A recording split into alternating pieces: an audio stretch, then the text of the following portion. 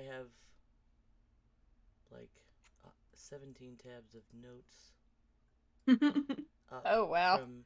I was working on the spreadsheet, so Yes, I got that. By the way, so I'll input when I can. okay. Yeah, I did run into another bunch of. The show notes aren't here in the show notes folder, but they're in like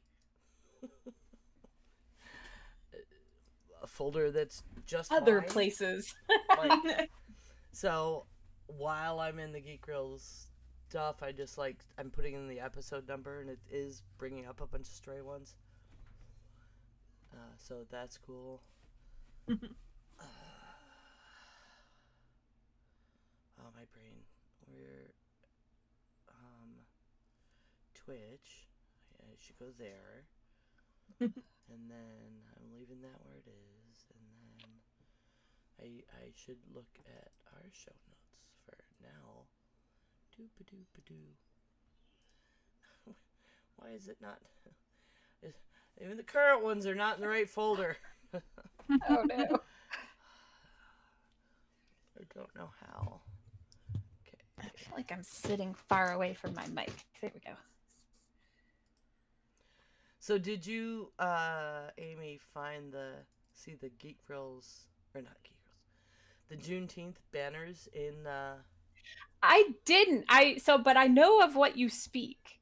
I know all about that, and it's I like it's mean, such a facepalm moment. Like, yeah, good the lord. way I found out about it was a woman that I follow on TikTok who does a lot of like anti-racism educational content and whatnot, Mm-hmm. and she's like, and she, so she showed the picture, and she's like, okay, I know that y'all get tired of us saying that white people take everything, but when you keep taking everything, you know, Holy I mean, and it I'm was looking at just this like picture like such a, the stock photo of white people, like, what? And it's like, I yeah. can't even believe this. All right, is this real?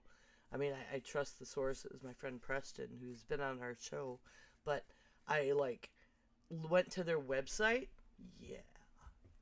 So wait, there's stock photos of Juneteenth stuff that have just Oh, With it's white those, like, people. white. Yeah. banners right on the street, and it's like Yeah. this celebration of unity thing. Like, they do have this black woman who's the grand marshal of this thing, but it's still like the whole description of what they're doing is so whitewashed. But like the banner itself, something like a celebration of unity in the Northeast in South Carolina or some fucking thing. And it my Rob's like, this is if you got your Crazy. cultural awareness at wish.com. Like, Yeah. I'm sorry. All I can think of is one because I've just been rewatching a YouTuber I like play Dead Space. Hmm. It's like Unity. No, that's a bad. That's a bad. Because my Right. brain Yeah. goes there. I'm like, no, don't, no, no. holy, yeah. Yeah. I mean, I see where they're coming from, but it's like we're not there yet, y'all. We still like I mean, for we Christ's sake, I like was at we Joanne. aren't. I Yeah. was at Joanne's buying yarn, and they have a bag that's a rainbow bag. It's not Juneteenth, but it's like because it's Pride Month. They have a rainbow Mhm. bag that says "But first, equality." If Yeah. Joanne's can get their shit together, Yeah. Yeah, right? Their I mean, mission is to unite all Americans to celebrate a common bond of freedom through recognition, education, and preservation of Juneteenth as a national holiday. It's like we're not quite there. I will give them their event schedule is like two I weeks worth of actual like stuff. I Like feel black like their economic hearts. mobility, I a feel like their job heart's in the fair. right place, but like The I I mm. they needed to pay Yeah. their artists better, I guess, for the Yeah, whoever marketing. their designer, like Something. Yeah. for their Yeah. media, the just poster thing is offensive. Like it's Yeah. yeah. So yeah, I was looking for them and I saw one that was like for the same event. Like I could tell like it looked the same as the pictures of them that I had seen. But it wasn't. There was like a black man on them. So I'm like, okay, I don't know if maybe social media got to them and they took them down and replaced them with a different stock photo of a That was black on me. person instead of, but or if I just, didn't happen to catch one of the horribly offensive ones. And I didn't get I just saw it while we were driving by, so I didn't get close enough to actually read the text on it, but yeah. Say I am happy to report that our podcast is at least making people think, because my mom was helping me one day during the con, and she and I had a discussion about J.K. Rowling Mm. and why I don't support her anymore.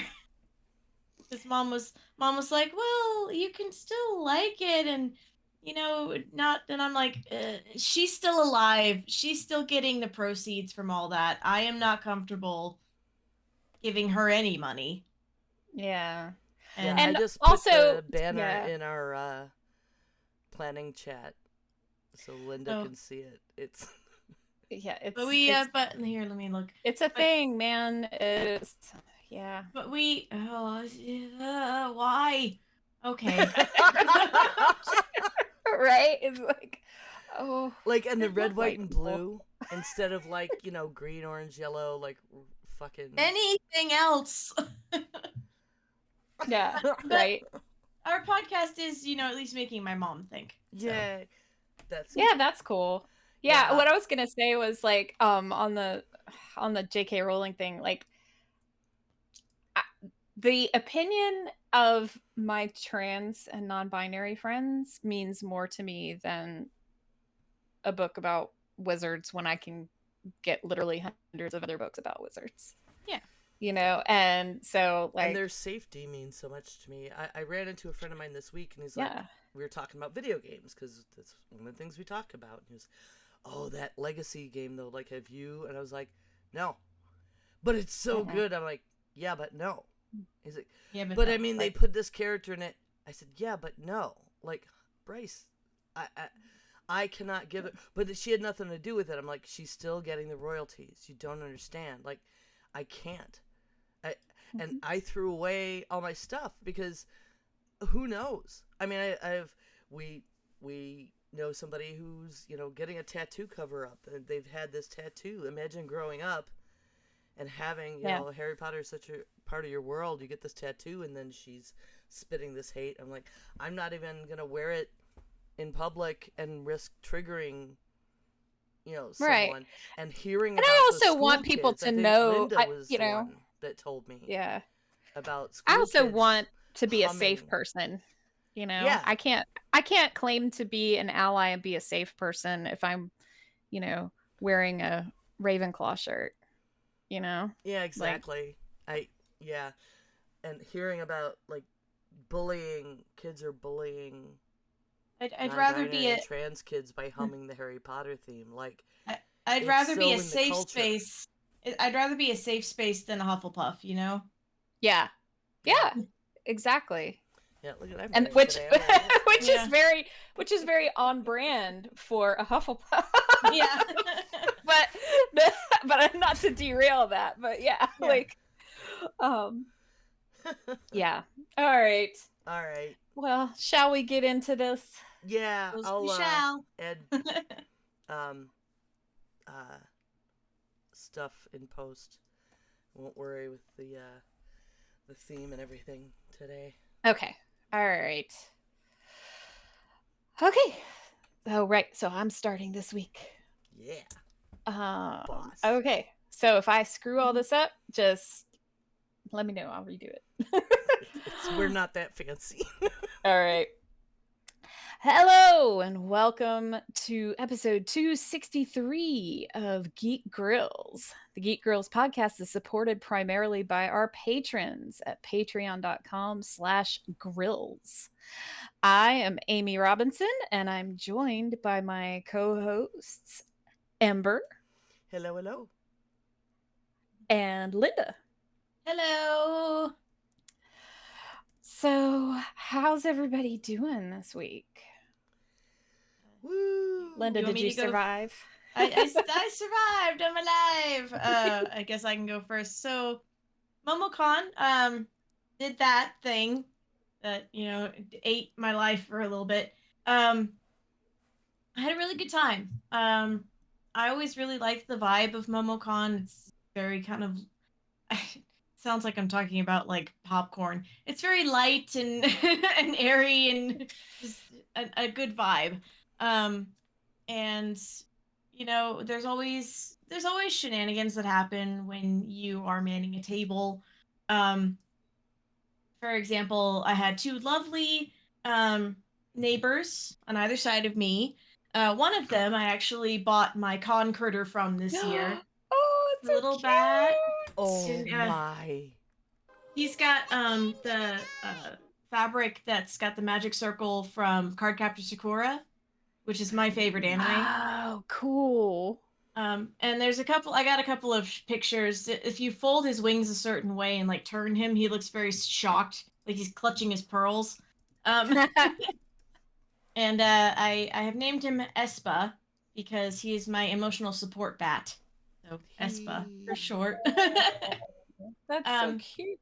shall join the ranks of my other emotional support animals. I got this bee last year from another crochet seller. So that was the ladies to my right, and then the folks to my left were really they were artists. They did 2D art. It was beautiful, and they had this beautiful Avatar: The Last Airbender artwork. One was of like Iroh and Zuko with the two dragons. Oh, cool.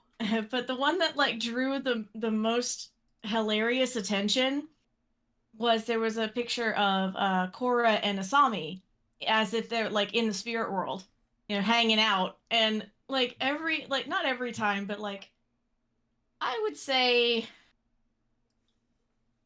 about five or six times someone saw it from across the aisle and was like, the lesbians. And that's Lesbians. I swear. And they would come over and they'd be like, oh, it's so beautiful. And I'm just like, okay. Sure. I mean, accurate, I guess. It was so funny. It was so funny because it happened multiple times this weekend. So I would hear the cry of the lesbians, and they were so. All right. That's awesome. Well, Ember, what have you been getting up to? Oh. I wanted to tell you about my commission. Yeah. Oh, crap. I'm so sorry. Oh, it's all right. It's all right. Just fix that. Just edit it out and post. Just edit it out. Never happened. People are used to us butting in and speaking up. It's fine. Yeah, don't worry about it. So, I think it was Sunday. No, it was Saturday. My mom was helping me. I have to remember the days by who my helper was. They all just blur together. So, Saturday, this gal came up to me and she was like, hey, could you make this as a blanket? And she showed me this picture. And, it was on her phone, and I only got to see it for like a couple of seconds. But it looked like, a pizza with a slice cut out of it. And I was like, okay. Yeah, I could do something like that. I quoted her a price, and I was like, look, if if you're really interested, you can send it to me through the form, so I can get it in writing. Pardon me. So I can get it in writing. And then we'll go from there once I, have that and you can see me the pictures. And so I didn't know if she was going to, go through with it or not, because a lot of times if people are like, oh, I'll commission you, and you never hear from them again. Right. Yeah. But she did on Monday. So I was looking at, she sent me like 4 pictures, and I was like, I was trying to figure it out because it looked like a pizza, but it also had like a slice in the middle, and I was like, do you want this to look exactly like the picture, or do you want it to just look like a pizza with a slice out of it? And she was like, no, it's from a video game. It's from a video game called Bug Snacks. Like SNAX, Bug Snacks.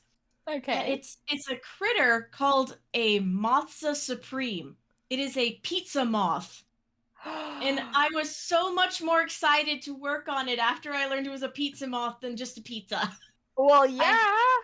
I have a photo that I found of the critter. It's a like a sticker. It's not the actual like gameplay photo, but I will see if I can stick it in here to show you guys because it is the most adorable thing ever, and Oh, and that would I be was a great so happy. cover for the show. Yeah, let me Yeah, see if I for can real. get him. Bug snacks. How do I? I All looked right, up now the I am video done. game. It's like we are what we eat. Yeah, it's really cute actually. So you continue on. That was my. So I am This currently is full of ideas for working making working food. on one of the wings because you'll see it's 2 upper wings or 2 slices of pizza together, and the bottom wings is 1 slice with like cheese dripping down. It's really cute. That is awesome. I love that. That is hilarious. Yeah, I'm now thinking, I'm like, what other food can like, what could there possibly be in that game? Now I'm going to have to check that game out because that's fun. Hang on. Let me see. Can I just copy image and put it in here? Yeah, I I see have a no really idea. cute bug made out of like he's got a Dorito head and a wrap for his body and like chili peppers for hands. Oh my gosh. Oh, that's Yeast. hilarious. Oh, whoa, that went really big. Sorry. I'll fix it. Ah, okay. That's really big. That's I fine. fix. That's fine. Ta-da! There he is. I put him in the thing in notes. Okay. That is the Mothza Supreme, and I am just so excited. That is awesome. Are you gonna like? I would felt be on too. That's pepperonis? hilarious. The pepperonis are too big for felting. Okay. I've decided, so I'm gonna just make big, however big they end up being. Discs, yeah. She wants a 48 by 48, so like each Oh. wing is gonna be like 2 feet, and Wow. I gotta, yeah. I mean, if you made it a certain way, you could wrap it in like one of those burrito blankets, but this would Yeah. be like a Yeah, pizza yeah. blanket. That's awesome. I love that. Well, it looks like pretty chunky yarn there too. Yes, So not like this super this is the bulky or blanket anything, but yarn. yeah. I love what- that stuff. I've got a crap ton of it over here and I Yeah. love it. It's so fun. That's what I make. You can see the yip yips behind me. Yeah. That's what I make those with is that blanket yarn. Cool. So Do you all take right. commissions Well, Ember. or you take deposits when you take commissions? Yes, I Yeah. take 50% up front. Okay, That's smart. it Yeah. is. All right. So what have I been up to? We had a small bonfire gathering. Unlike the last two, it wasn't just Rob and I.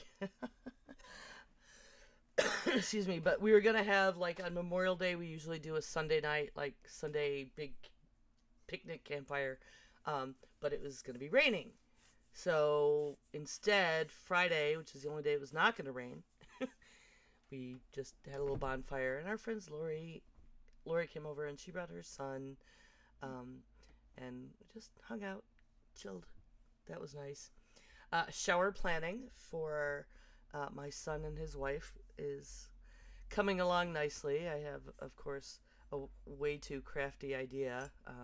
They asked me for an idea, and I, like I do, went, ooh, I could do this and this and this. Right, So, of course. yeah. Because, well, I mean, they asked me, which was really nice, specifically in the group chat, because they wanted games, but not stupid ones. And because everybody plays, like, poopy diaper games or whatever. And she's going to have plenty of that. I right? hate So, those. They're right? so dumb. They're so dumb. So but for the dumb. wedding shower, they also do a bunch of dumb ones usually. And I did I got tiara kits, and everyone made tiaras, Ooh, and then you have something yeah. nice to take home. Mostly Yeah. just little kids sat with me to do it, but by the end, the adults were like, "Oh, can I join?" So this time in the group chat, it's like, "Okay, we want games, but not anything stupid." September, I'm like, uh, Yeah. pin the tail on Eeyore seems like a no-brainer because they were already working on about invitations to get their poo theming the nursery decorations. So and Olivia's like, "Oh my god, yeah, okay." And if I'm ever having a shower, I am gonna tap you. So I took it another level because I was out doing errands. And by the time I was done, I was like, okay. So here's my idea. I'm gonna paint Eeyore on a canvas in the Mhm. style. I'm still waiting. My son's supposed to be texting me pictures of which, you know, old school or Disney or whatever Mhm. version of the poo art they're doing. And I'm gonna paint Eeyore, and I'm gonna make tails, and I'm gonna use different colored bows so people know which bow is theirs. And I figure push pins will go through a canvas real easy without damaging it. Mhm. Then I'm gonna uh, hot glue the tails to it after, and I'm gonna gallery edge when I paint it so they can hang it in the nursery later as art at a memento. Oh, that's gonna Aw. be cute. Right? One game I remember from, I don't remember if it was my baby shower or somebody else's. I think it was somebody else's first and then mine. Was you gave everybody like a clothespin Mm-hmm. when they came in, and then they're not allowed to say the word baby. Oh, And jeez. if somebody said it, like if somebody catches you saying the word baby, then you get their clothespin. And then so whoever has the most clothespins at the end of the shower has like gets like a little door prize or something. Because that's what you So want. You want your friends and family not allowed to talk about the baby at the shower. just saying the word baby, they can like get creative about how they Yeah, I say guess. it. Or like, Yeah. I don't know, whatever other thing you wanna It's a good Haven't idea. At least it's not poopy obvious diapers, but it would stress me out. yeah, no, I haven't had, baby anything yet, but like I remember for the wedding shower that they threw me, there was a game where we had to like you had to because it was for both of us. It wasn't like because Yeah. I had a couple of things that I was very spoiled. Um, but you had to write like the couples had to write things, and then the other one had to guess if they were. It was like to see how well you knew each other, and Oh, like the newlywed game or it just something. stressed Yeah. me out. It just stressed like we got most of the answers right, but like one was like the worst thing we had ever cooked in the kitchen, and I didn't remember what it was because I had blocked it from my memory. So That is funny. So what else? I'm still playing Tears of the Kingdom, but a little bit here and there. Fletcher finished it. Um, but he's still playing, I'm like, are you being completist? Like, no. Okay. Uh, I what would. else? That's what I would do. That's what I always That's do what with you would games. do. Like I play all the story all the way through, and then I have to go back and get all the things. And do Yeah, all the he's things. not quite doing that, but he is like some of the things he thinks he's found out that are in there that are fun going back. Um, or trying. He likes to try things different ways. Like he'll in some games do a different build and try stuff for a challenge. Hmm. But it's not about completion. It's about I don't know challenging himself. It's like, oh, I just want to see if I can do this thing. Yeah, Yeah. do it this way or whatever.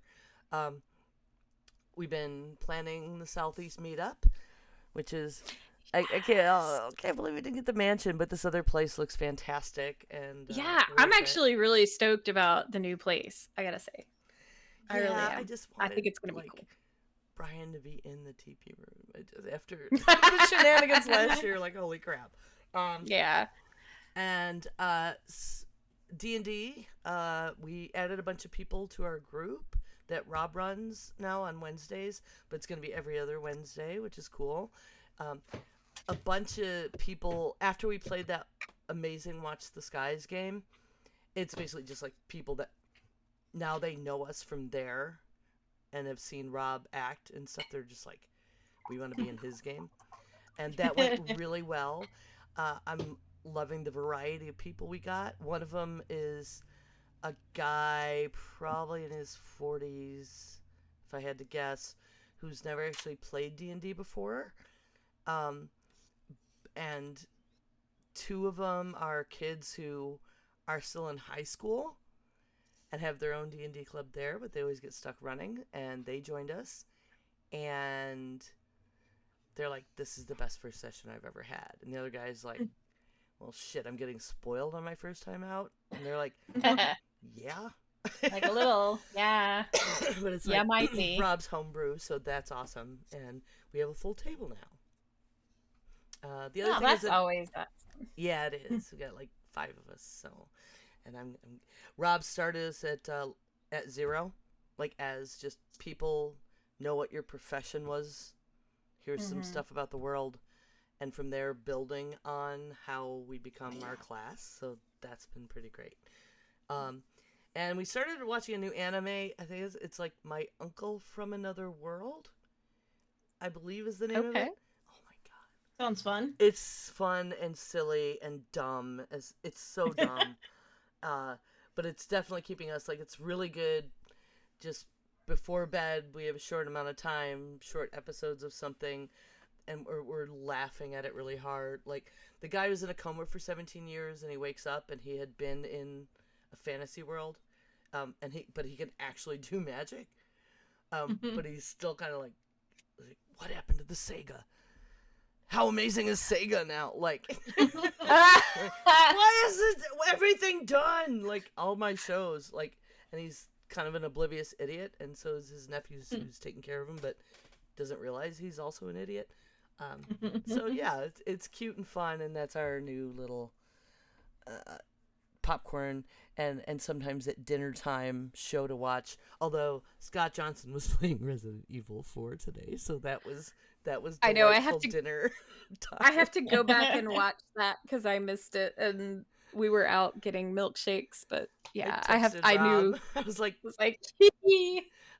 hey, dinner amusement. Scott's playing RE4 remake, and he's like, yes, lots of shit potatoes. Like, oh, it is That's so my cute now. favorite. Today he was like, he started yelling. He was like, John. Oh, he's like, John's there, kind of hand holding him through it. I love that. I love it. So about you, Amy, what were you up to this week? Oh goodness. So yeah, a lot of what I have been doing is all over my arms. So I've been throwing lots of pottery, just mostly practicing. But I specifically wanted to make my dogs a dog bowl because the one they have right now is just like, it's just like the generic pet store, like aluminum dog bowl. And I was like, I can make them one. And so I've been practicing doing that, which I'll come back to that later.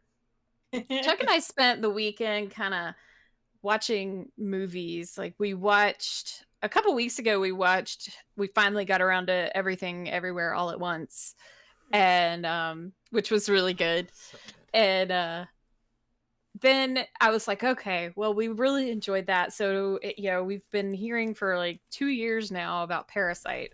So we should actually just sit down and watch it. I've Yikes. also still not watched. Yikes! Yeah, I mean, we watched it, and Going from I was, everywhere, everything all at once to Parasite. Yeesh. yeah, it was a shift for sure. And it was like, wait, what? This movie was really funny. What happened? And like, Now it's so- not funny. yeah, well, at the beginning, there's some funny moments, but yeah, no, it was not funny. And It's, there's a tonal shift. Yeah, in a big way. You're like, wait, what? What's happening now? So I don't want to say anymore because Ember still hasn't seen it. But yeah, so we watched that, and then on Sunday we watched. I was having a kind of a bout with no spoons, and a little bit of depression happening this weekend, and So I think we kind of decided sometimes when you're depressed, you're like, okay, now's the time for a sad movie because it can go either way, right? Either you want like something, at least for me, this is my experience.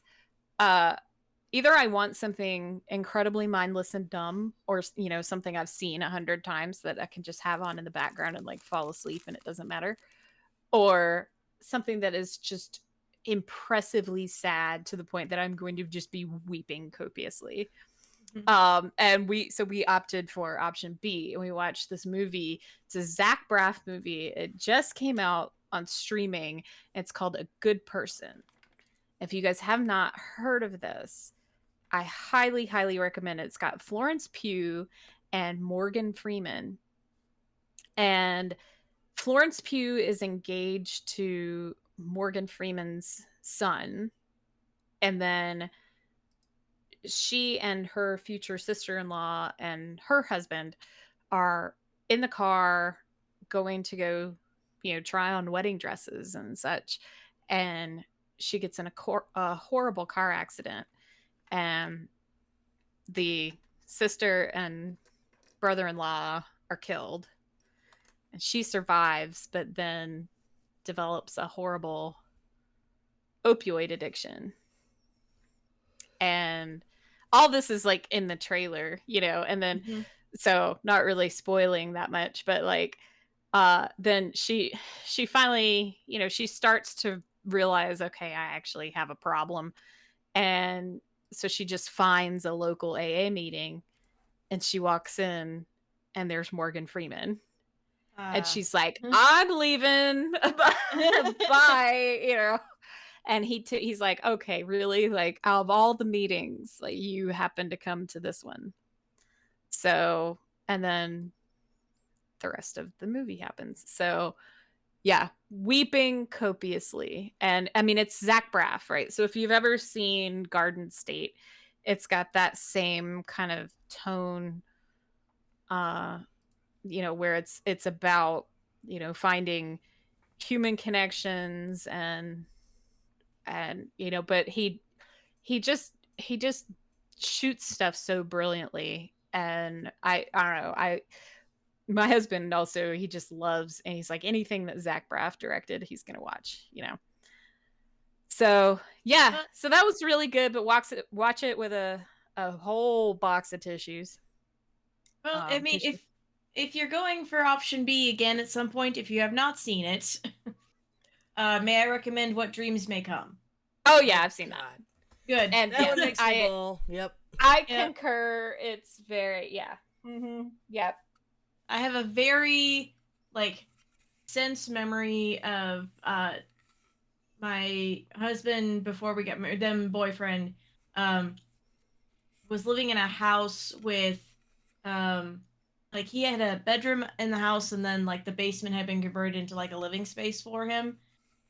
So he was sharing it with the landlord, who's also our friend. And I have just this very powerful sense memory of sitting in that dark living space with him, curled up on the couch, watching that together with him. And that was real intense. Yeah. Because he very much associated me with the wife and her artistic ability, because I'm a musician. Mm-hmm. So he was holding on to me real tight. So it's very good. Yeah, very sweet. It's funny, early on when Rob and I met, before we got married, which only took a few months, but there was kind of a similar, except we were drinking and talking and drinking, and I can't say too much to drink. We were watching that movie, and I start bawling, that's why I dyed my hair black. My dad left me for I never realized I had all this inside. I'm bawling at. He didn't leave, so I guess that's something. But yeah, that movie. The interesting thing, and you find this out really early on in the film as well, is that the reason Morgan Freeman's character is at the meeting is because he's an alcoholic. And for reasons unknown, he is now raising his granddaughter, who of course was orphaned by this car accident. But she's like 15, but he has a bottle of whiskey in his house. And I'm like, why? Why is that there? Why do you just have temptation right there in front of you? But they sort of explain it. But as y'all may or may not know, Linda, I'm sure you probably don't, but my husband is an alcoholic, and he loves whiskey. Like, that's what, like, if he has not had a drink in probably about a year and a half now. But yeah, whiskey is the thing that is the temptation for him. But he's told me, he's like, you're fine. Like, we don't need to get rid of everything in the house or anything like that. I mostly drink wine anyway, but every once in a while I'll have a whiskey. When we sat down to watch that movie, it was like either Saturday or Sunday, and hey, it's a long weekend, whatever. So I was drinking whiskey, and we got to a pretty far in point of the movie, and it was kind of like everybody had to pee. We kind of had our own little intermission, and he said, and could you, by any chance, could you switch to wine instead? Like the combination of this story and smelling the whiskey is really getting to me. I was like, oh my God, I'm so sorry. It's like, yes, of course. So yeah, but definitely recommend. Very, very moving, very powerful movie. And Morgan Freeman is just treasure, an absolute master. He is. Whew. But I have to vent for one quick second before we get into this week's discussion. Okay. So as I mentioned, I have, I came directly from my potter's wheel down in the basement, and I've been just sort of playing with the idea of maybe I can just throw up a stream and, just have people sit and chat with me while I throw pots, whatever. Yeah. And, so I haven't quite really like settled on a time or anything. And I am not adept at doing Twitch. Like, I have had a Twitch login for years and years, but so that I could watch other people. I've not been streaming anything myself. So I'm sitting there and I've got my overalls on. I'm just, and I'm covered in mud and whatnot. And I'm sitting there with this lump of clay, and, it's a mess. And I've got my phone just propped up there, and I look and I see I've got one viewer. I assumed it was like a tadpole person, because that's literally the only place that I had thrown up the the link to the Twitch stream. So I was like, okay. And so then this person shows up. I was like, oh, hello. And they threw me, Twitch points or whatever. Bits. And I said, oh, thank you. And then they said, and again, this is my naivete, right? And they said, outfit check. And I was like, oh, haha, because I'm like covered in mud or whatever. I was like, yeah, these are my favorite overalls, whatever, And then dude says, legs check, $30. Oh. And I was like, ew, no, sir, this is not that kind of stream. But even after I said that, he didn't go away. No, ban. Like, you gotta ban him immediately. Ban hammers. Well, that's the thing, is like, I'm gonna have to find a time when like somebody else can be on the channel with me and mod for me, because I've got my hands all in clay. Like, I can't touch things, And he didn't say anything else, but he was just there, and I was like, dude, seriously, do I look like an OnlyFans to you? Like, I'm a 46-year-old fat woman with no makeup on, and I'm sitting here literally throwing pots. Do I look like I want to take off my clothes for you? And I guess the answer is yes, but like, really? You're on the wrong app, sir. Wrong app. Exactly. I'm like, this is not, and I mean, no shame or anything. I have friends that have OnlyFans accounts. We have a good friend of ours who is she's a professional cosplayer, but she's also like, we just basically refer to her as a professional hot girl, because Sex work is work. and yeah, I mean, that's, and she's like, yeah, I don't get totally naked on my OnlyFans or whatever. I'm like, I've never even been to OnlyFans, I don't know, but good on you, whatever floats your boat. I mean, she's young and very cute, so I'm like, good on you. What whatever helps you pay your bills that isn't hurting anybody else. But to assume that and come, just like, I The don't know. audacity. Right? It was like the equivalent of being catcalled or like, approached, and I'm just like walking down the street minding my business, and it just the phrase that came to mind was, why are men? Why Are men.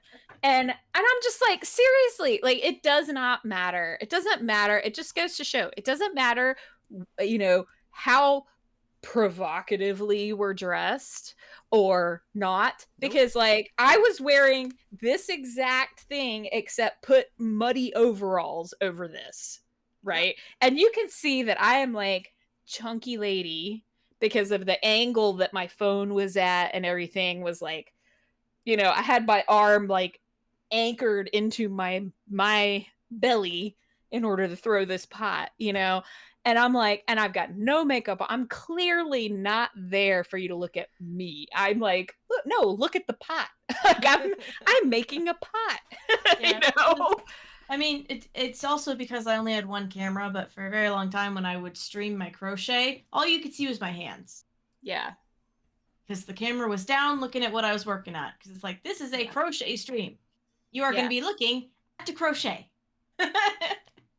That's I think what I'm gonna do, because honestly, it would be more interesting for people to get like a POV shot anyhow, because like what I see is bird's eye view of the clay, and that's way more interesting to look at anyway. Oh man, but you could rig a cam on a headlamp strap really easily. Oh yeah, that's true. Like, put like a GoPro up here. Just don't look around real quick, or you give everybody motion sickness. Yeah, see, that would be the problem. Also, would be like, I would be because I mean, if I tell you, get all muddy. I'm not. I some people who know what they're doing, which is not me. Which I kind of feel like is what might make me entertaining, is that I'm learning what I'm doing while I'm going. But yeah, some people who know what they're doing can throw these pots, and they're, they've got clay on their hands, but whatever. No, I'm caked in it. Like, it is all over me. I am a mud monster when I'm hence why the word throw began to mean being yeeted. Yeah. So there's my vent. Okay. But literally, like, all you any dudes listening who think like, oh, that doesn't happen, no, it totally does. Because I'm here to tell you, like, this literally just happened to me like an hour ago, and I'm still just like, I'm sorry. Yeah, it feels yucky. It does. It feels gross. Happen. We've had our share of trolls here and there. Mm-hmm. Like, yeah, I've been called a MILF. I'm like, well, thanks. Right. I hope you're listening. I'm not acknowledging this shit anymore. But right. And I mean, and I've had people, like, a guy came up to me at a gas station once, and he was at a respectful distance, and he complimented my hair, and then like, like, just kind of wanted to chit chat with me a little bit, and was like, you were very pretty, and I was like, oh, thank you. And he said, are you single?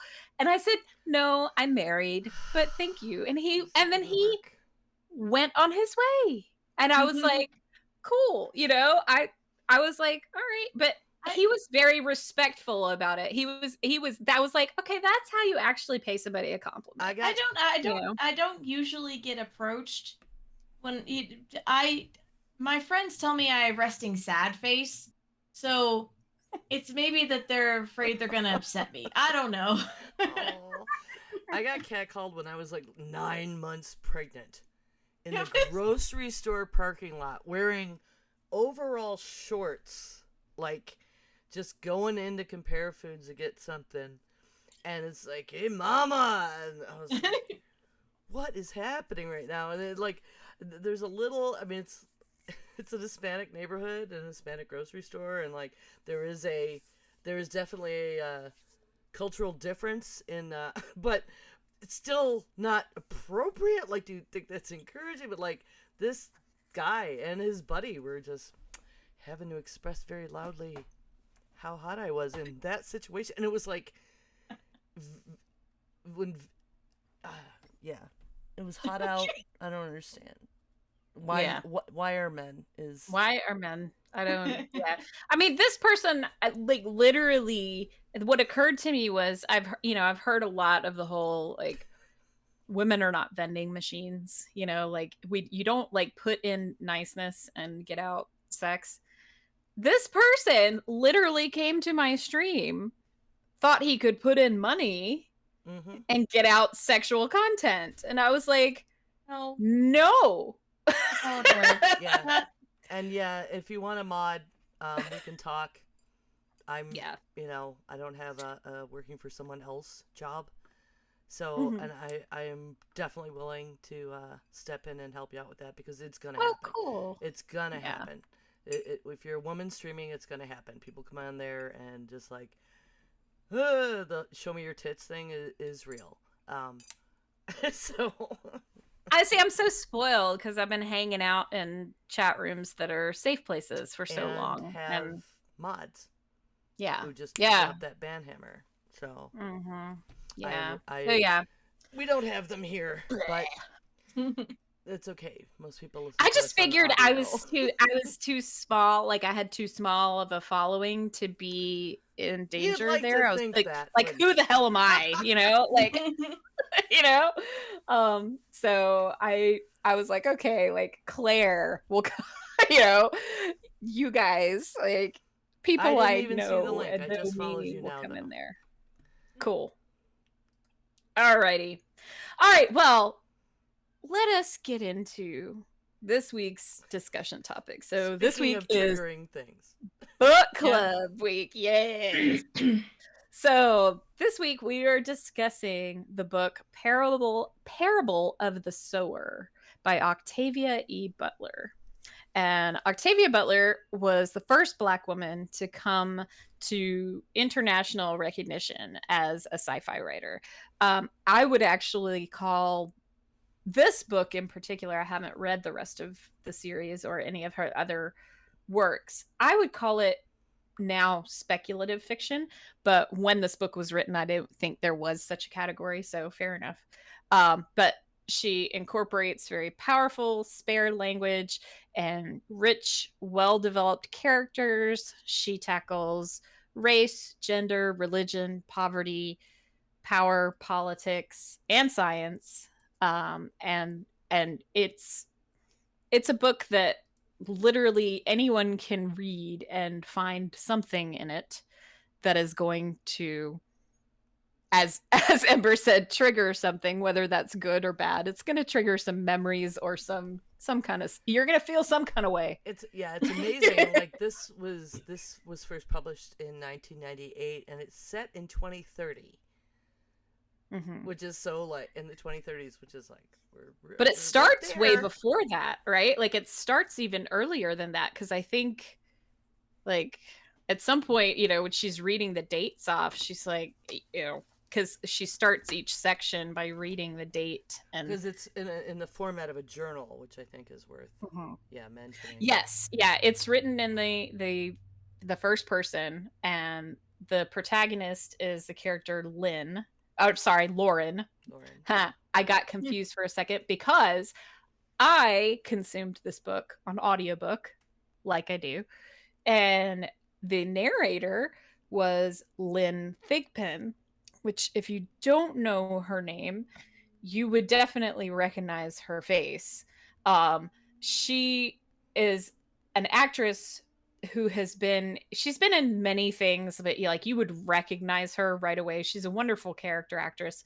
But the thing that just clicked for me is she was the host of the kids game show Where in the World is Carmen Sandiego.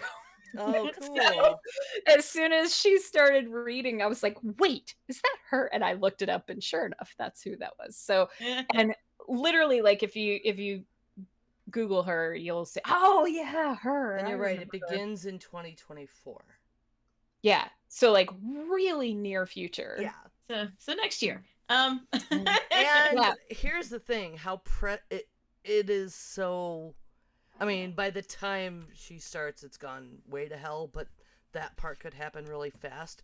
And there are very prescient things about her description of the world that, like, oh no. Like, oh, like, Rob said to me literally right before we started the show, he's like, I remember right after Roe v. Wade was overturned, a lot of people were talking about this book. People were talking about Handmaid's Tale all through 45's bullshit, and then Roe v. Wade got overturned, and people started talking about Parable of the Sower, and like we are heading toward that dystopia with the ignoring climate change, which was part of this coming apart with like roving bands of supremacists, with going back to company store when it all fucking goes to hell. Yeah, that was the thing that got me, was how quickly we just reverted our society, just in this world that she's built, just immediately went right back to basically slavery. Well, I mean, that's so not far-fetched at all, though. And no, it's it isn't. really interesting how she put that right out there, that there were some older people who in this book are, my age, talking about how, oh no, like we had that in the 90s. They just, and how they were arresting people for it, in the 2000s and stuff with farmers and labor and look John at right Oliver now. Look at just right now. did A few piece. weeks ago, Yeah. child labor in McDonald's. They're using immigrants and people who are refugees, either illegally or and for illegal immigrants, it's always been a thing, like this labor force. And agriculture laws right now have loopholes for labor safety standards and age labor. Like they have loopholes now. So it is like not even far-fetched that when it all goes to hell and the money is concentrated within corporations and governments just going, okay, we're just going to privatize this other sector now, which how often do we hear that? All the time. They start privatizing this and that. They want to privatize, healthcare. Well, it already is. That's already broken. But the schools or whatever, they want to privatize, and this is what happens. And going back to company store stuff, I mean, that was only the 20s and 30s where that started to get eradicated. So it could slide back there so easily. And the racial tensions are still so strong now that it would, even a small community, just be ready to spark quicker. Instead of, you want to think in a dystopia, people are going to like come together and like, we're all human. And that's kind of the point of view of our heroine. Lauren is just having this like, why are people so stupid? We just need to think about surviving and we can do it. Yeah. God is change. And it's like, I don't like this genre of book because it makes me depressed. So I can't say I enjoyed it. But it made you feel things. Who like suggested this, by the way? Was it Ray? I think it was you. I am so glad that you said that, Linda, because like I'm looking at all the reviews and they all just rave about it and everything. And it's, I mean, don't get me wrong, it's extremely well written. It's a well Yes. told story, but you're right. This book is not to be enjoyed. Like, And this is, I know you that about know, myself. Like, I didn't know what the book was about when I picked it up. Um, but I know that about myself, that even I don't I was in a tabletop that was basically a post-apoc tabletop, and we were like fighting against the man kind of thing. And I just ended up like, I had to stop playing because it was not my genre. It was like, every time we would have a victory, the GM would like twist it in a way so that it wasn't a victory. And I'm like, I want to believe that we wouldn't be this way. yeah. And, there's a whole bunch of people that are very cynical. Everyone that worked on the Walking Dead project, it's just of like, if something happened and they're like, no, humanity would just tear itself apart. And I'm like, I don't think you're giving us enough credit. Mm-hmm. Yeah, we, it's we very Lord of the Flies, right? Like yeah, it's like Mhm. humans, when they didn't know how to think real well, survived, mammoths and, cave bears. I think we're going to be okay. So I'm just, I happened to, I pulled up the Goodreads thing. I'm looking at the reviews. There's this is like the second review down. One of the best books I've ever read. I never want to read it again. Also, fuck you, Mark. Literally in her review. Yeah, that was the thing. Was I have read a lot of like speculative fiction kind of things that are kind of like this, where our economy has collapsed or whatever, but there's usually an undercurrent and a thread of hopefulness Yeah. there, and which I didn't get from this. But I think part of that is the point, right? Like, and because it was written by and told from the point of view of a Black woman, Mm-hmm. right? Like, that's part of the point. Is like, she's not there to make me feel comfy, No. Yeah. you know? It can be And uncomfortable. so, and I really actually, and I don't know how spoilery we want to be, or not, but It came out in 1998. We're fine. okay, cool. I So mean, if yeah. people wanted to, like, they wouldn't be here listening if they're worried about that, I would think. They just want to know if we think it's worth reading, right? Right. Right. Well, yeah. So there was an exchange where there's one guy who is in her group that sort of, they like escape when their their walled community, rather, can't call it a city. It's a little village, if at best. Mm-hmm. Excuse me. Is overrun by heathens, for lack of a better word. They're ruffians coming and rampaged their places and set everything on fire and whatnot. And she and two other people from that community sort of escape. And the guy's name is Harry. And she doesn't really describe him or talk about him much in any way. But then later there's an exchange where she sort of is gathering more people along the way. And honestly, but my cynical part started kicking in, and I'm sitting there and I'm throwing pottery and I'm listening to this, and I was like, oh cool, more people for her cult. And because I mean, that's kind of what she was doing, right? She's like writing this new religion and forming a cult. So but anyway, this one guy comes up and asks her, like, what are you doing with that white guy? And that was like the first time in the book, first of all, that they'd really brought attention to the fact that Harry was a white guy. And I don't know, I just kind of appreciated the whole exchange. And then later when they're talking about whether or not you could get work places or whatever. And one of the people that had joined up with them later said, well, maybe you could be like a driver. Yeah. And he thought she meant like a car driver. And he's like, I don't know how to drive. She's like, no, I mean like, people who Basically drive overseers at a these slave company. driver, you know? And he looked at her with this just disbelief, like, you have been traveling with me for months. Do you really think that that's something I could do? And she just kind of was like, shrug, Yeah, like, some people think it's a good I job. I mean, mean, that some character had come people. from had escaped that kind of, becoming enslaved, or unwittingly, and it's like, but you're white, so like that's an option for you, and yeah, I mean, Right. um, Right.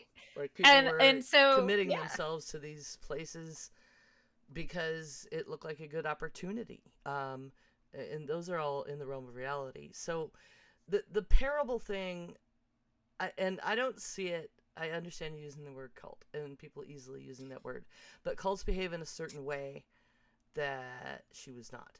Um, and I understand this hard time with dystopian stuff because there are some really rough things in there, with the darkness of this world. I do like dystopian novels. I do tend toward. I like to think how I would survive. I'm a person who's got the people in town and where I would go in a zombie apocalypse if that happens.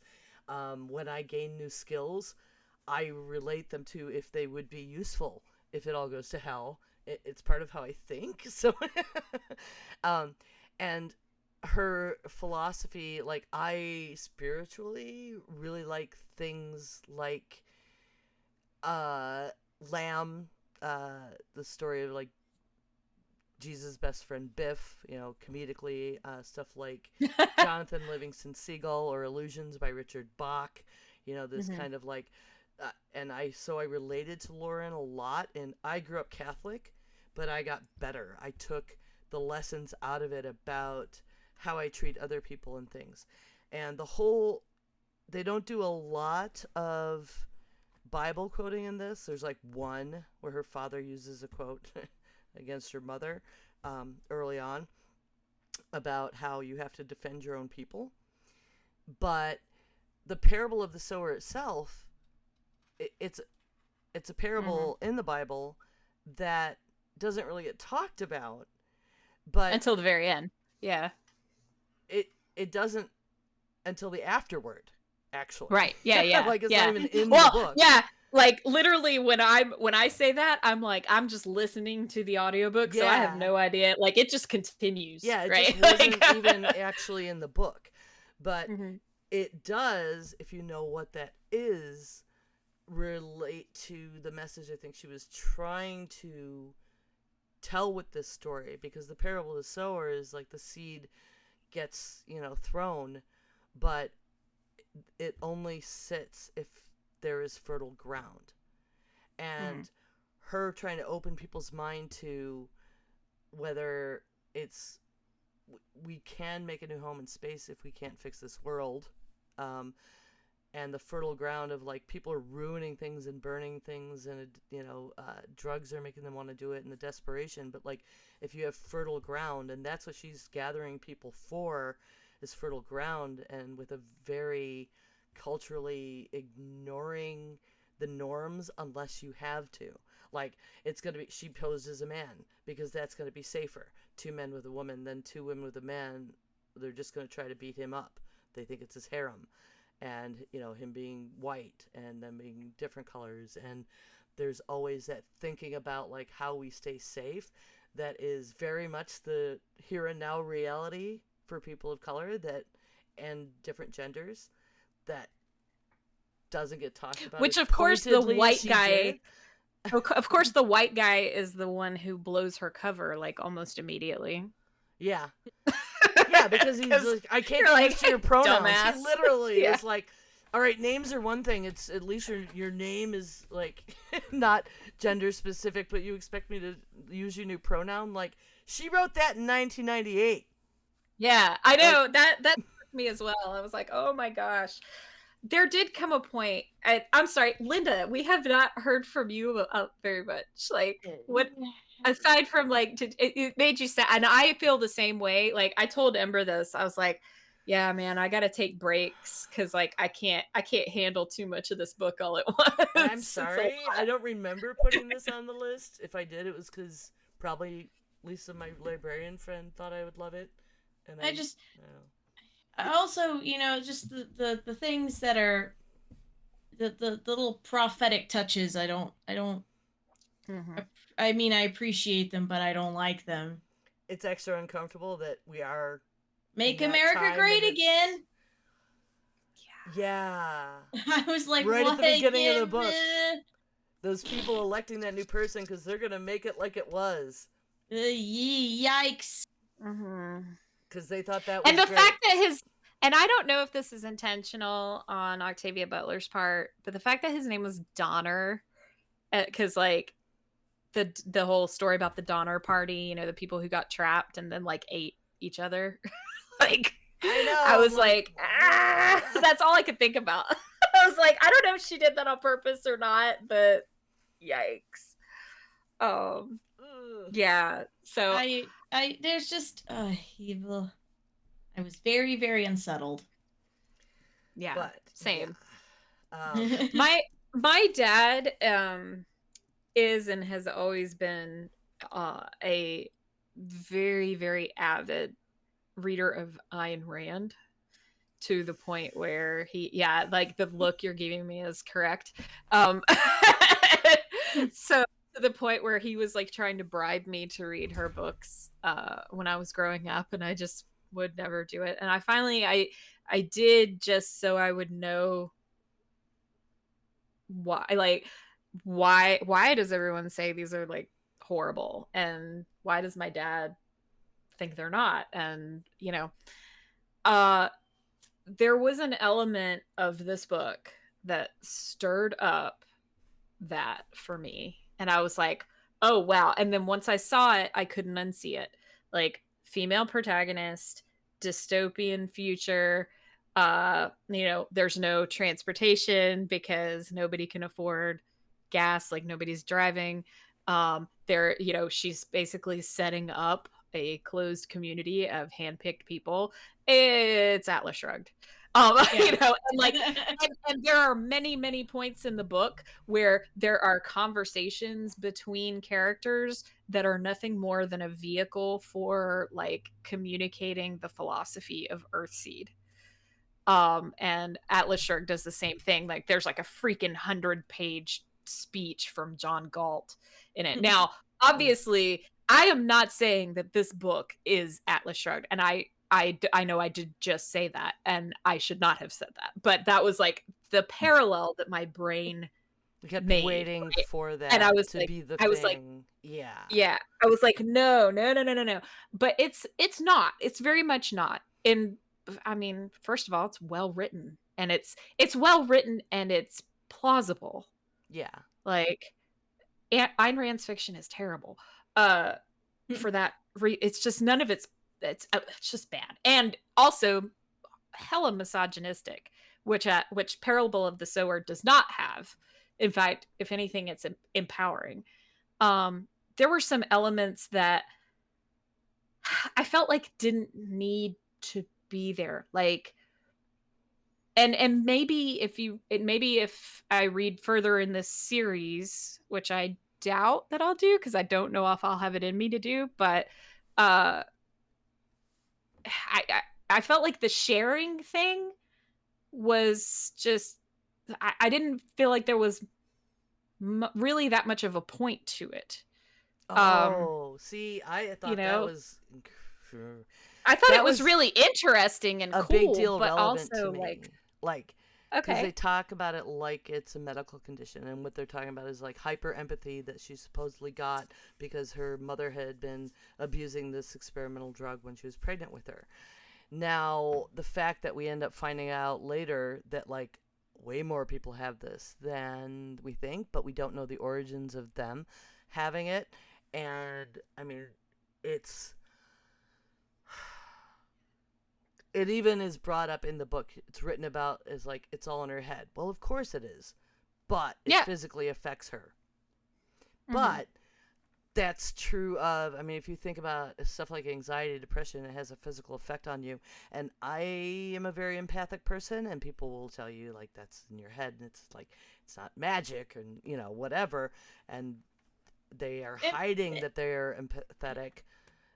And everybody does to an extent. We mask, people mask and don't feel each other's pain because they have to turn away for it. In a world like this, dystopian and broken, you don't want to be showing weakness in empathizing with someone who is hurting. And some people are not, our brains can't do it, can't just separate like that.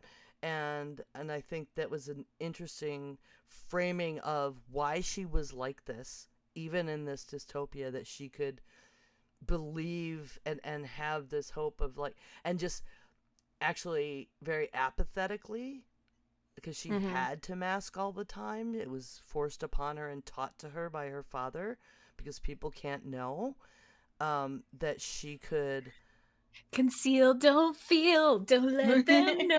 yeah, right. And people are like, you never show like any emotion, like why are you acting like this? But it also helped her develop this God has changed. Like, I stopped believing in God the way my dad teaches it, but I don't tell him. But I mean, God has just changed. It's the only thing that's actually inevitable. And so this is how she intellectually coped with everything around without just grasping onto something she knew was just a bullshit story to make everyone placated the way standard religions and most of them do. And she was creating her own, but it wasn't even religion as much as a philosophy, and just break it down to its core. Like when I went to college and I studied philosophy of religion, and you took all the major ones and you broke them down to like two things. It was like, be better, decent to people, and leave shit better than you found it. Like that is the only thing most of those religions say philosophically, but then there's all this dogma on it. And that's, to me, what she was doing. And her being isolated by being empathic and having to, and being told that that was not normal and you can't do it, led her to be able to think clearly enough to develop this new philosophy and think, all right, and science. Like, there are literally people on Mars right now and on the moon with colonies, and they found other, solar systems. So maybe we do have an out. So how about we survive? Because things always change. So it doesn't mean it just takes away, like, it wasn't this idealistic, we can change everything. It's just like, change is going to happen. Let's be as ready as we can. And it was really easy for me to grab onto that as the empathy being another core part of the message in there. Like, don't lose that. It's valuable. Because like at the end, it turned out a lot of the people that did stick around were found because on this horrible road of people robbing, raping, stealing from each other, eating each other in desperate situations. Yeah, instead of protecting each other, it was the people who looked and saw someone who needed help and went to help. Right. And that's how they found each other. So I thought it was core to the message of like how community can survive and should be surviving. I just want to add this little aside. I've been looking through the reviews, obviously. Someone's review simply says, The Handmaid's Tale is the Disney version of this book. It's like, wow. I mean, fair, right? I mean, so where I these started with it characters, is like, the parable of the sower is the parallel is that fertile soil. We need to be the fertile soil. I think that's the whole thing she was trying to say in this horrific scape. Yeah. Yeah, I just felt like, I don't know. Like, so one of the things, and again, this may have been a function of me consuming it via audiobook. Lynn Thigpen has a beautiful buttery voice. Like, frankly, I think that's one of the reasons why I did get through it, was because like she could read the phone book and I would love it, you know. Uh, but it was a little, and I'm imagining she must have gotten this direction. It was a little unsettling that even the quote unquote actiony sequences, she read them with literally the same tone. And I imagine that that's intentional because, as you say, like it's written in the first person, thus she is reading everything as Lauren, and thus Lauren must be able to mask emotions and you know, push everything down, conceal don't feel, you know, um all the time. And so like she's describing these horrific scenes and there's barely any tonal shift at all in the narration. And it was like impressively unsettling, you know, like I was like, I appreciated that as a choice, and I don't know if it was the narrator's choice or if she was getting direction on that, So if I but had listened to it via audiobook, I would have been more unsettled, is what you're saying. I think so. But also you'd have been comforted because, you know, this voice from your childhood would be there. So, you know, but yeah, yeah, I had a little bit of a problem with like the old man thing too. Like she, oh, you know, one of the people in her group ends up being like this older man, and he's like, what is he like? He's like 58 or something like He's that. like She's 56 or something. Like, barely 18, and I'm like, and they address it, they talk about it, and he is appropriately horrified, but only after they've had sex. Um, and I'm like, okay. But you know, I don't know. They kind of I make think, it look like, okay, she approached him, um, which and again, is like is so a, together. I mean, the way yeah. she's lived and she's taller and physically, like, I don't think she knew, or he knew, she was quite that young. By the way, Mm. the reviews you've been looking at, Linda, are for the wrong book because I put the wrong. Oops. It's okay. It's for the The everything sequel. you said was Good. apt. Well, yeah, it still fits. It still But yeah, Mhm. fits. that's the sequel. I will put Oh, the okay. Goodreads in for the original book is up top with our it's under discussion topic, but it didn't show up as a link. But anyway. Yeah. So I am relieved that I wasn't the only person who had a hard time, because I was like, I was looking at the reviews, and again, it is very well written and it's an impressive story. It's very well written. It did get a little preachy for me at times. But I all would of that say, acknowledged, I didn't enjoy it at all, and I was like, I'm obviously wrong. I'm But right there with you. But it is well written. I was gonna say that, the books that I recommend tend to be popcorn books, but that is not correct because I recommended Dracula. Um, and that is not a popcorn book.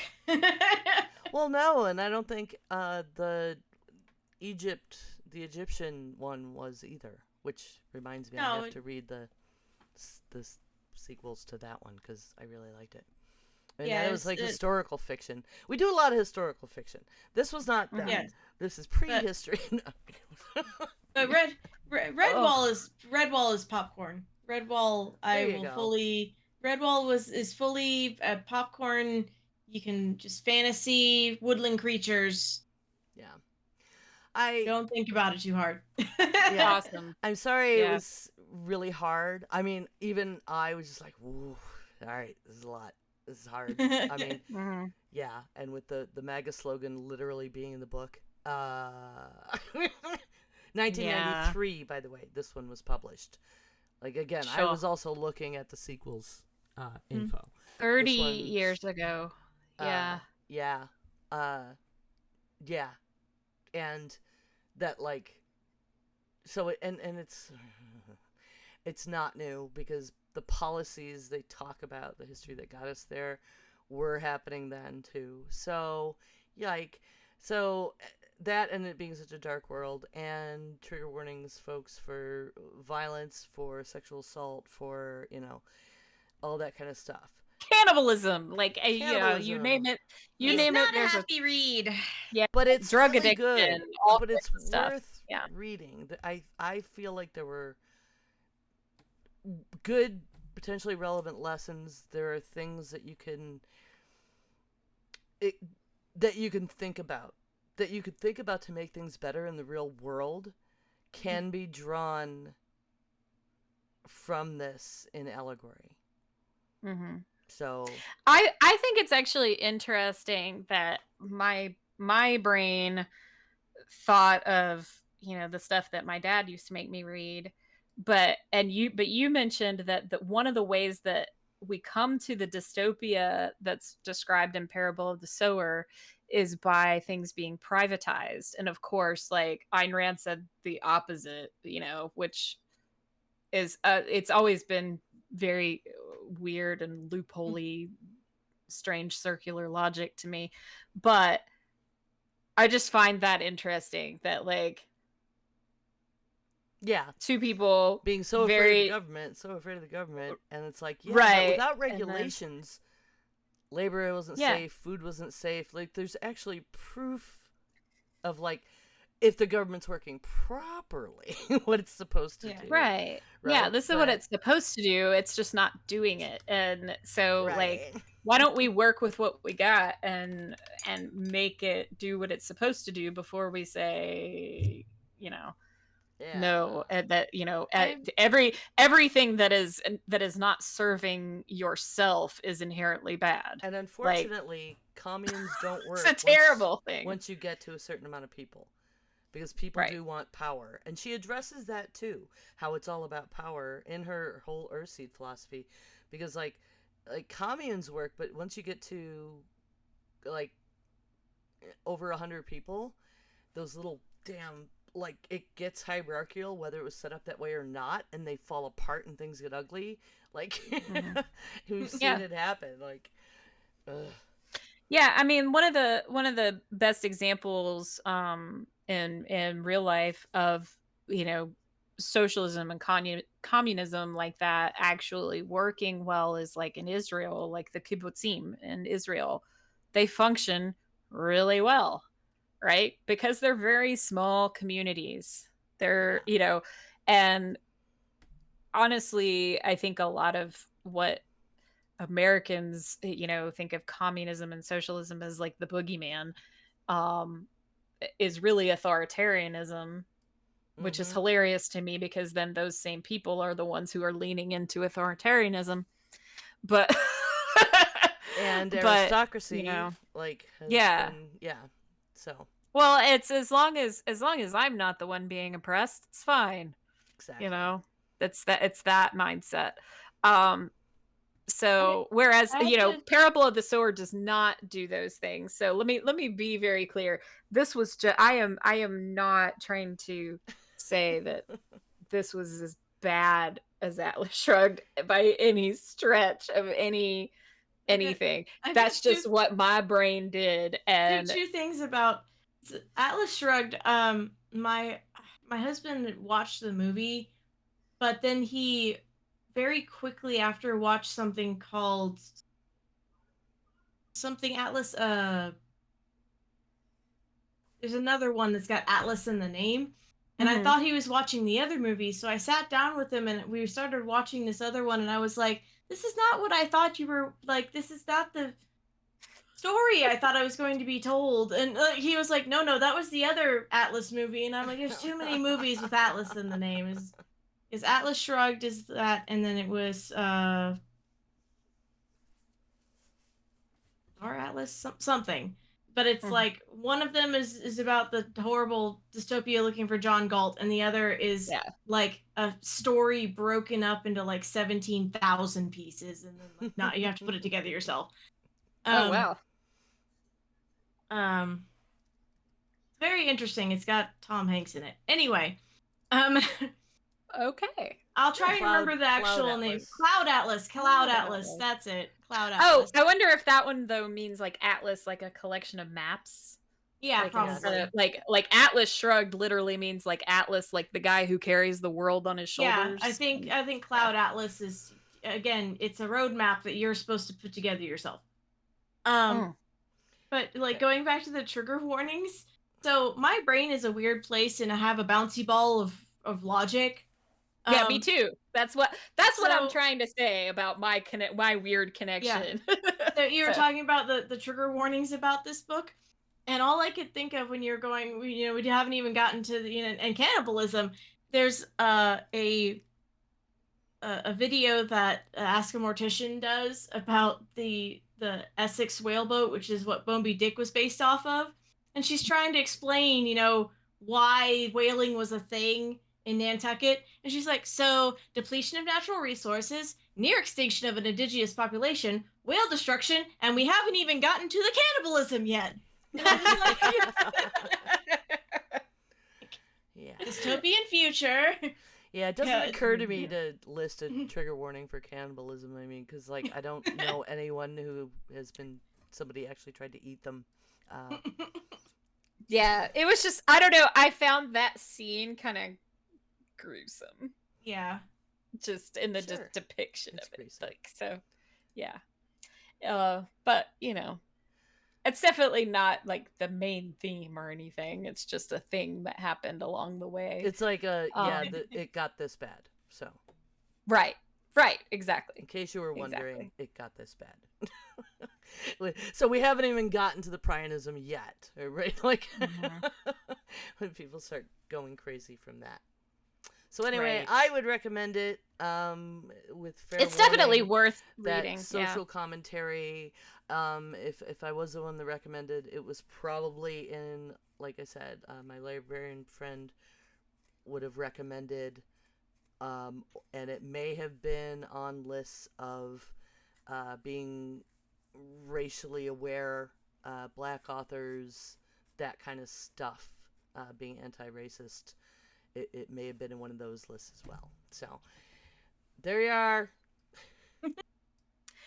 I should also mention Octavia Butler once wrote about herself, "I'm a 53-year-old writer who can remember being a 10-year-old writer and who expects someday to be an 80-year-old writer.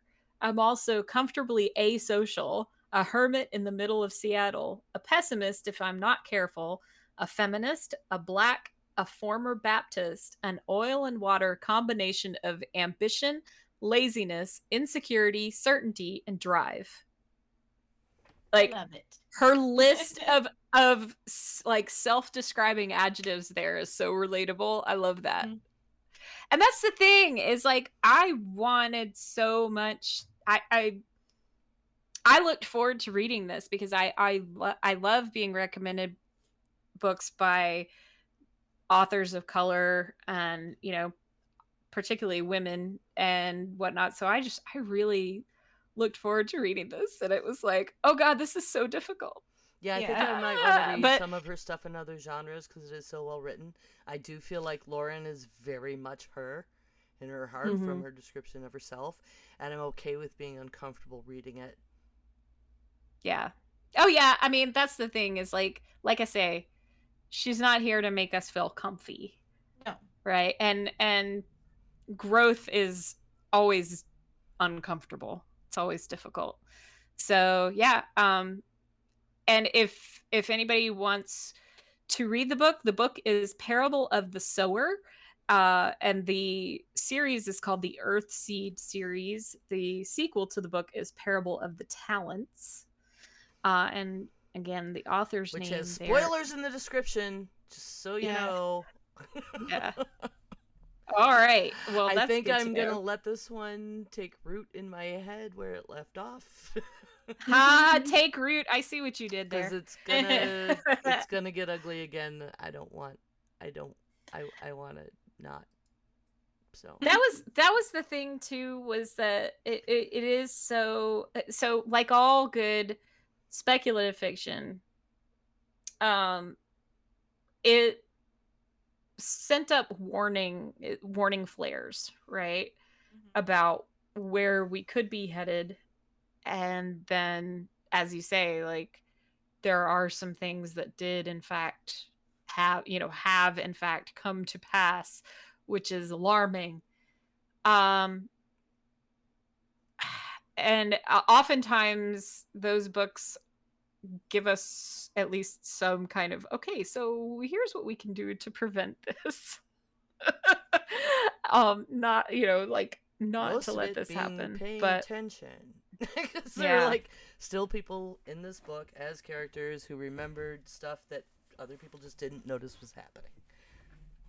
Like climate Yeah, change that is one of the biggest factors in this book for everything going to hell. yeah. So, yeah, that always kills me, because I'm like, I do what I can, but I can only do so much, right? And we live in the world as it is, and so we have to. It's kind of like, Yeah. No, but lo- why do you care so much about the environment? Because I live in it. right? Because I would like to be able to breathe. I know it's a crazy idea, but yeah. So, and I agree with you. Like, that is clear and present. That is like the biggest deal that we have to address. So call your Congress critters, everybody. Like, make them pay attention to this, because unfortunately, and and do it locally too, because unfortunately that's the point where we are currently. Start a community And garden. yeah, and start collecting seeds in your garden, because you might need them. And save all your comfortable shoes, because you might need to walk all the way from Los Angeles to freaking Sacramento and and further north, and Canada. Seattle. Yeah. Yeah. Um So anyway. So yeah, so it's Parable of the Sower, everybody. Not a joyful read, but certainly an important and prescient one. And I always want to raise up the voices of Black women, because they freaking know everything. Everybody I'm needs a black sorry, mama. but they just do. They just do. They've been through it all, so they know a lot. So listen to them. All right, so let us know what you thought of this crazy conversation. Please don't judge me for my horrible reading past. It's not my fault. My dad made me do it.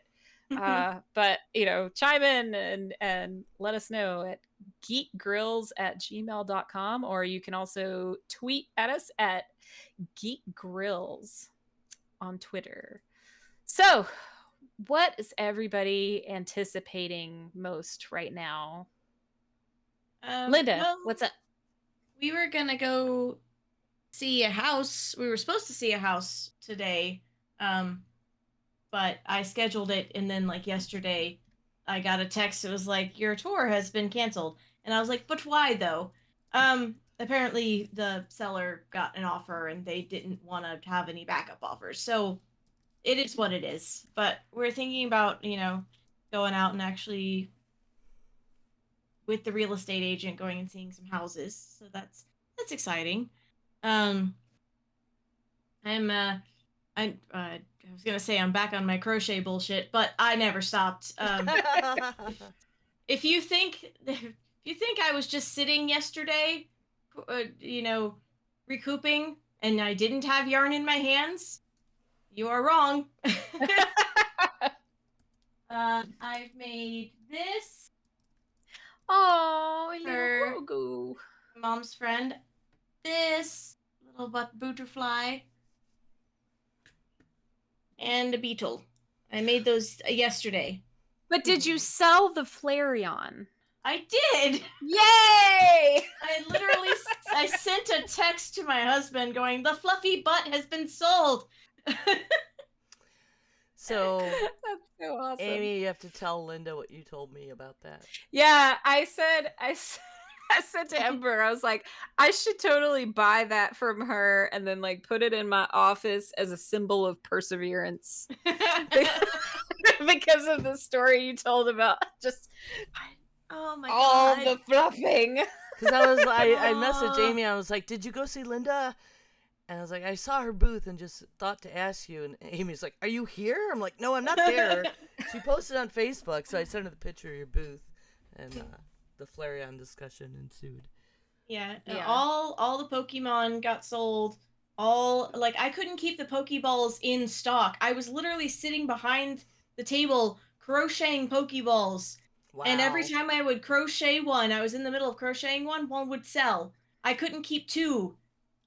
Oh my gosh. And I was just like, just keep crocheting Pokeballs. And Yeah, I gotta get a dragon egg for Merlin now that he's old enough to appreciate that. so That was a sentence yeah. not everyone gets to say every day. Yeah. Right? Out of context. That was Ember says weird stuff. Yeah, Linda makes dragon eggs that are crocheted, and you open them up, and there's a dragon inside. Oh, cool. And So my- kind of like the frog I made with the tongue, but fancier. It's a little bag, and you get a dragon out of it. Fun. And she Yeah. made a dragon for Maggie, my granddaughter, and now I need one for my grandson Merlin. So So yeah, cool. market days, making stuff for market days, and doing this pizza moth that I'm very Pizza excited moth. about. That's so fun. I love it. That was I great. love it. I'm looking forward to testing my new embroidery machine. Yee. Yay! Maybe music bingo tomorrow. The new D&D Wednesdays is every other Wednesday. So I might go to music bingo with my friends Tanya and Eric that I didn't see for a couple weeks before Vegas, and I've seen them once since I got home. And like these are people like I see a couple times a week and camp with, and just it hasn't been happening, and I'm dying and I miss them. So hopefully I get to go to music bingo with them tomorrow. Tanya's like, I'm getting my Awesome. hair done at 5. I'm like, your hair ain't taking 2 hours. If I'm gonna go to music bingo at that place that does mostly freaking country, you should come. Yeah, like you best be there. If I have to sit through that, you have to sit through it with me. Yeah. Yeah, So for what real. about you, Amy? So tomorrow we start our new, I almost think of them as seasons now, but they call them sessions at the community pottery studio we go to. So we have new sessions starting up tomorrow, and my daughter is going to be coming with us. So it's going to be all three of us there Awesome. playing with clay, and she's never thrown stuff on the wheel before, so it's going to be really fun. And I tried to give her just like a little mini lesson once last week, and I left the room briefly to, I think, let the dogs out, and I came back and like clay was everywhere. So this is, but she was laughing, which is good, because my first class where the clay was everywhere and I had and it was throwing me rather than me throwing it, I was like ready to cry because I didn't know. I was like, I don't know what I'm doing wrong, and I'm really frustrated. Everybody else can do this. And I was like, I felt like I was like 12 years old. And so my actual teenager who's 16, but she was like doing this and laughing. So I was like, cool. All right, she's going to be fine. Was it laughing or was it cackling? It was definitely cackling. Yeah. Like it was definitely cackling. She's like, like I made a mess. So excellent. Yes, it's gonna be super fun, and I'm excited for that. And and I'm gonna try and figure out a good time that will work regularly for me to do a little bit of live streaming. So yeah, Ember, I'll talk to you about that later. And because you're right, I need a mod. I need somebody to ban hammer dirty people. Yep. Because Yeah. ew. Ew. Just felt icky. It felt icky. It does. Like, ew, Like, go don't do that away. to people. Arts and craft streamers Yeah. are awesome. Don't do that. So this is Exactly. where our live show reminder would normally go. We're gonna take a hiatus for June, and whether it's more is yet to be determined. The show may or may not return in July. Keep an eye on our socials. Follow us on Twitch and other platforms if you'd like to enjoy our individual ongoing content. Amy, and we'll mention all those at the bottom of the show. I will post at our website, geekgrills.com, as well as decisions are made. And of course, I'll contact our patrons. I'd like to take this minute to thank patrons who've reached out to me. That has happened. I haven't had a chance to talk with you guys about it, but I was actually up until 6:30 in the morning. I was up overnight on a Discord phone call with a longtime patron who like messaged me and was asking me questions and then just wanted to talk. And we talked all night long. So, and he's a former streamer and had a lot of really good input, and it was very cathartic. And I was having a whole existential crisis. So, yes, best patrons ever. Awesome. So, Very, very yeah, I guess cool. for the patron update, we can just skip that. I'm going to say no Right. one knew right now because I'll get this show out tomorrow so that we won't have anything. I will definitely not be charging for anything in June, and then we'll see if I shut it down or not. So you can just kind of stay put and not worry about being charged for anything for June right now. All right. But you can still show your support by leaving us a review because they're free. You can do that on your podcast catchers. Like we said, if we are going to continue, we'll totally update the topics page. I think patrons can still suggest topics for us because, if we come back, we need topics. So please do. Yeah. We always love to hear from our patrons, obviously. Yes. So where can we find everybody on the interwebs? You Linda. can find me, Linda. You can find me on Instagram under the name madcap_misc, MISC. You can check out my website at madcapm.com. I've started doing my reorganizing.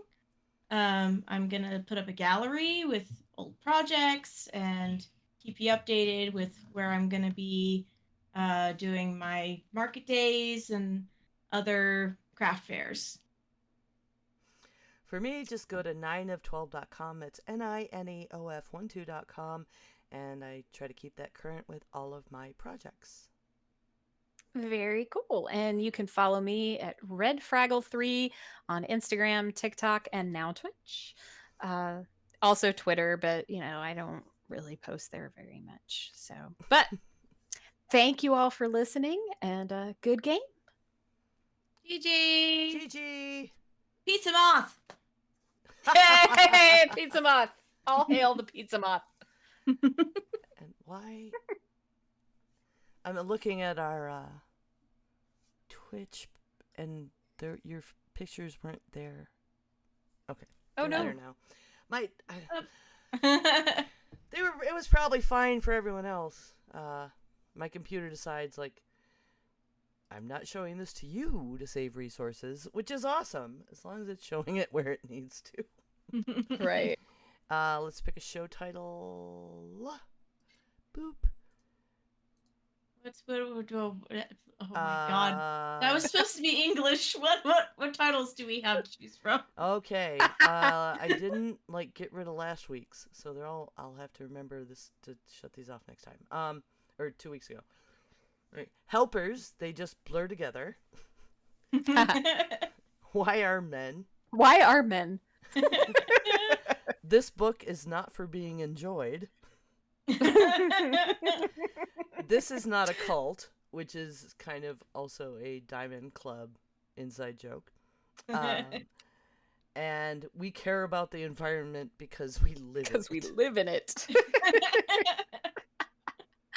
I like this is not a cult. Yeah. That's a good one. That's a good one. Yeah. I'd go with that one. Okay. I like that for, especially if we don't come back, and give my Diamond Club people some. It's the only reason we got to as many followers as we did, to be able to get bits all this time was they would like rush the channel and help us get there. Because we're not partnered, but we are affiliates. But so is my channel. If I go do stuff there, who's on to raid? Going to be very warm, but the blanket yarn generally is. Yeah. I have a big ball, or actually a few big balls of like the big, thick, chunky yarn. And my daughter bought it and then didn't want to do anything with it. So now I don't even it's a crochet, but I workout. see that chunky stuff and I'm like, I kind of want it. It's soft. It's very soft. I don't have anything to do with it. I just kind of want it. Have it and rub your face on it. It's great. Yeah. That's so wrong. I was going around my room earlier because I know I have big hooks, but I don't know where they are. And like I was like going around, like I know I've recently reorganized, but why can I only find my Q-sized hooks? I don't need Q, I need L. Q is too big. Yeah, I have. Hang on 1 second. Let me. I finally found my L hook, so it's only sort of looks like a cartoon.